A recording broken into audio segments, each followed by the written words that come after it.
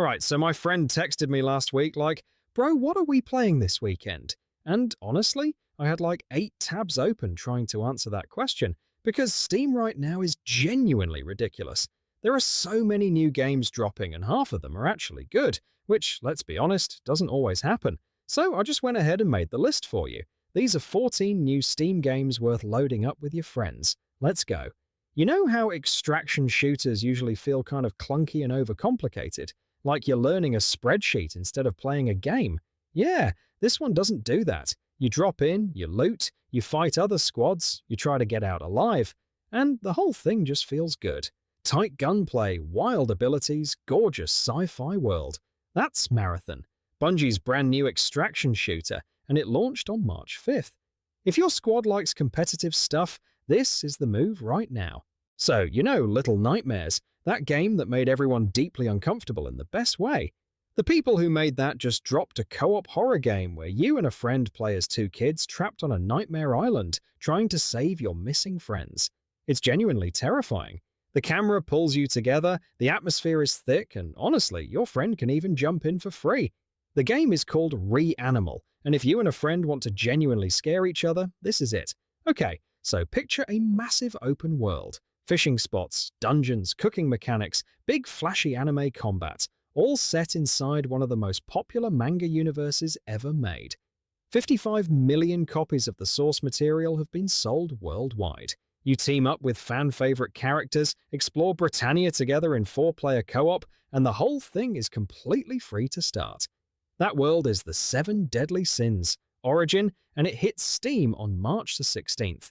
Anime fans, your next addiction is right here. I need you to picture the most chaotic round of golf you've ever seen. Now add landmines. Now add 8 players fighting each other simultaneously on the same course. Someone's firing a laser cannon across the map. Someone else just got hit by a golf cart. A guy in the back is planting explosives near hole 3. That's literally just how the game works. And somehow it sold over 100,000 copies in its first few days. It's called Super Battle Golf. It costs like $8, and your friend group needs it. Alright, survival game fans. This one is for you. You and up to 3 friends are building a base, raiding dungeons, crafting weapons, and casting spells. But here's the thing that makes it different. Your base is a flying airship. You literally build and pilot it across a world of floating islands. The whole thing has gorgeous voxel visuals and fully destructible terrain. It's published by Bohemia Interactive and hit very positive reviews almost immediately after launching on March 17th. That sky-sailing survival adventure is Everwind. So not every friend group wants to fight things. And I get that. Sometimes you just want to hang out. This game lets up to 12 players share a town, build houses, go fishing, garden, write books, compose music inside the game, and watch birds. It's absurdly wholesome. It hit #1 on the App Store in over 50 countries, and it's completely free on Steam. If Animal Crossing and a chill multiplayer sim had a baby, that baby would be Heartopia, perfect for the friend who says, "I don't really play games." Okay, so this one I genuinely love. You and up to 5 friends are tiny wizard minions breaking into a big, scary wizard's tower to cause absolute chaos.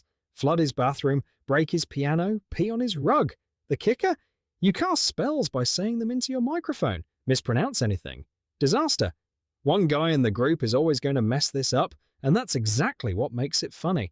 It launched on February 3rd, nearly hit 10,000 concurrent players, and reviews are very positive.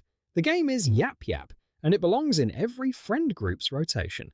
Okay, hear me out. You and 3 friends are aliens running a gas station. As a cover, while secretly researching humans for an invasion, you're restocking shelves, pumping gas, and trying not to look suspicious, while also using alien technology to collect data on unsuspecting customers. Get too weird, and government agents show up to turn you into goo. It already hit 9,000 plus concurrent players on Steam, and people are genuinely losing it over how funny it is. That alien undercover sim is Roadside Research, and it is one of the most original ideas in gaming right now. 3 million copies in 1 week. Let me just say that again. 3 million copies in 1 week. The original Slay the Spire is one of the most beloved indie games ever made, and the sequel just dropped in early access on March 5th. 5 characters, new card mechanics, and, but this time, 4-player co-op so you and your friends can all get absolutely wrecked by the same boss together. Over 34,000 reviews at 95% positive. If you know, you know. If you don't, Slay the Spire 2 is your sign to start.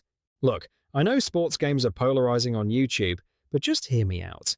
This year's entry completely revamped how dribbling works, added the WNBA to my team for the first time, gave the City Hub a full redesign, and added crossplay between PS5 and Xbox.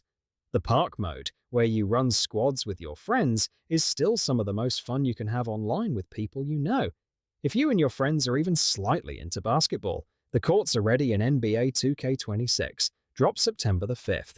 So John Carpenter, the guy behind Halloween, The Thing, basically the godfather of horror, personally sat down and helped shape the story of this game. He also composed parts of the soundtrack. And what did that produce? A 4-player co-op zombie shooter with thousands of enemies on screen at once, katanas, 80s horror vibes, full crossplay, and a soundtrack that actually slaps.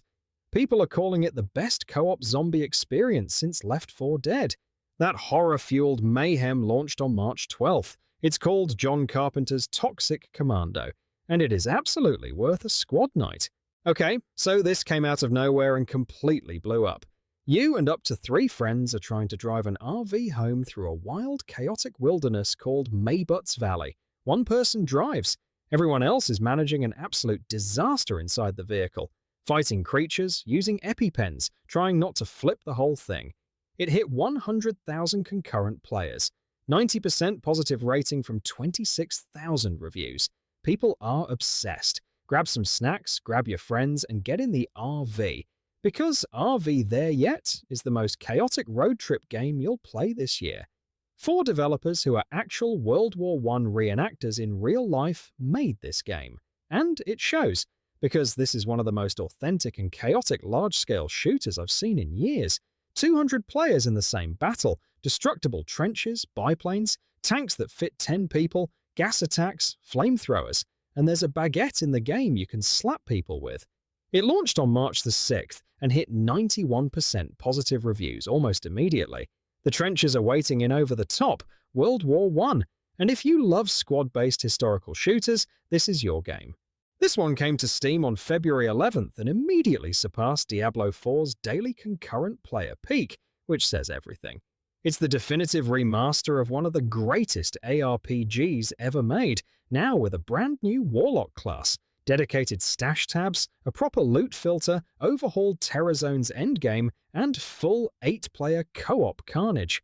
A 25-year-old game that somehow feels brand new and better than most things releasing today. That legendary darkness is Diablo 2, Resurrected Infernal Edition, and your squad needs to run this immediately.